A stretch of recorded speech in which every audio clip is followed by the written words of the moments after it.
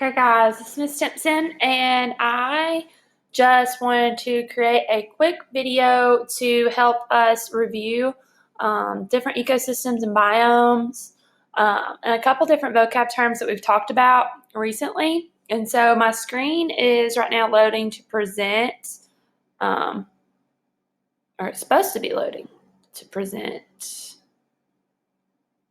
this presentation. Oh, here we go. Loading, loading, loading. Let's see if it will pop our picture up that it is supposed to.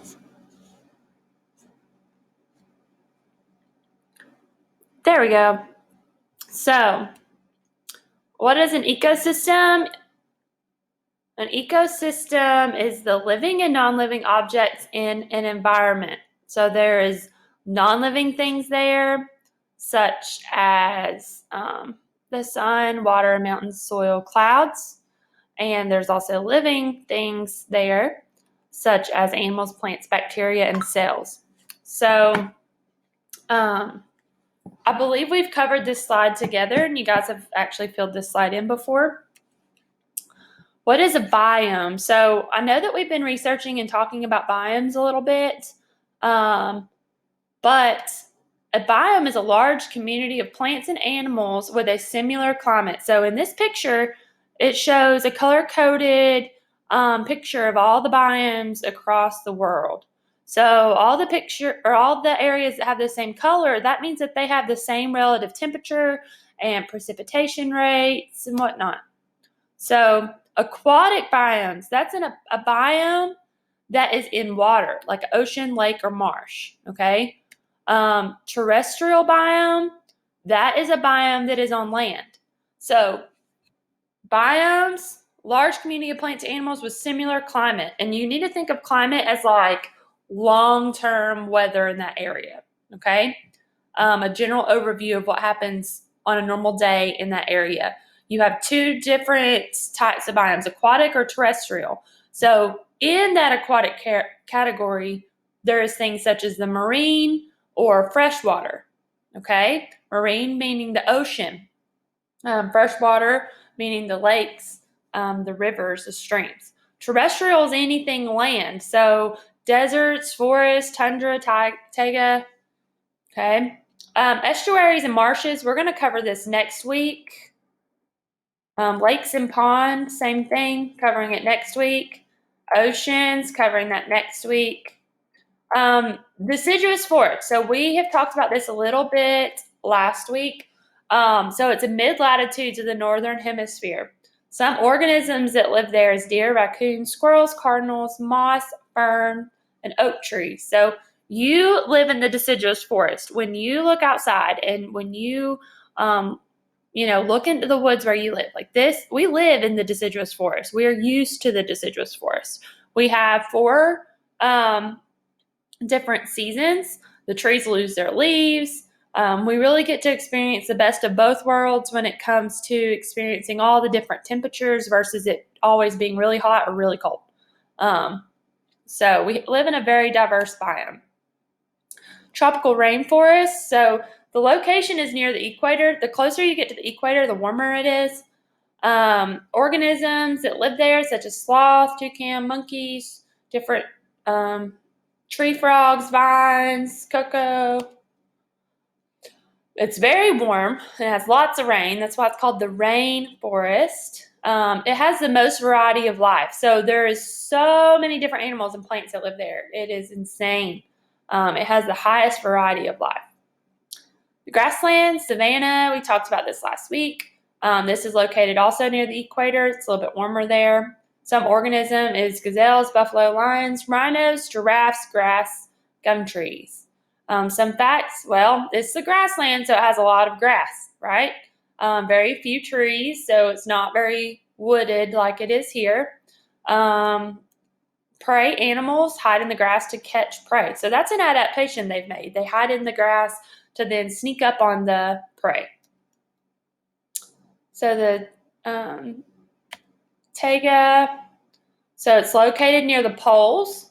Some different things that live there is wolverine, snowshoe hare, bobcats, evergreen trees. Evergreen trees means that their trees do not lose their leaves like our trees do. So facts, a lot of Christmas trees. The tundra. The tundra is like where Santa Claus lives. Okay, it's at the poles. It has muskox, Arctic hares, polar bears, lichen, moss. It's very cold and no trees. Incredibly cold. So the desert, not dessert like you eat at dinner, but the desert located near the equator. We go into the desert just a little bit more in depth later, okay? We have reviewed types of organisms, and I believe you have already completed this slide previously, but just to continue to review and spiral to go over these terms that we've already talked about, we're going to review the different types of organisms. So we have producers, we have consumers, and we have decomposers. Producers make their own food through photosynthesis. Some examples are plants, trees, and bushes.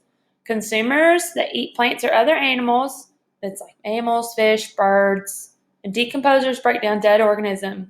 So some examples, decomposers are really hard to think of examples for, but bacteria, mushrooms, and earthworms are examples of decomposers. So if you zoom in on the types of consumers, we can narrow it down even more. And we have things that only eat plants, such as herbivores, things that only eat animals, such as carnivores, things that eat both plants and animals, such as omnivores, and things that eat dead animals, such as scavengers. Okay, so the hyenas, like on the Lion King, that's also an example of scavengers. Food webs, or food chains, sorry. So it's a diagram that shows what each organism eats. So it also shows a transfer of energy. Where did the original energy come from? The sun. The sun is the source of energy for plants, and then the plants create their own energy using that. The other animals also then eat, and so on and so forth. So it's a chain of who eats what. Food web is a bunch of those food chains connected. It shows how energy flows in an ecosystem. The arrows point from the prey to the predator to show which way the energy is flowing. So energy pyramids is the same type of concept. You have your producers on the bottom. There is more producers than there is primary consumers, because if there was not, your primary consumers would have a really hard time competing for food, and some of them would actually die off. And then it gets even smaller for secondary consumers and even smaller for tertiary consumers. So the energy pyramid is a model that shows the energy that is lost within an ecosystem. The primary consumers eats the producers or the plants. The secondary consumers eats the herbivores, because the primary consumers have to only eat these plants. Secondary consumers eat the primary consumers. Tertiary consumers is the top of the food chain. Nothing eats him. There is a much better chance that that animal is going to die just from old age or being injured or something of that nature, not by being, a prey to a predator. Habitat means home. Habitat, home. Population, that is a group of the same organisms in that area, where a community is all of the organisms that live in that area. So when I look off my back porch right now, I might see a bunch of squirrels.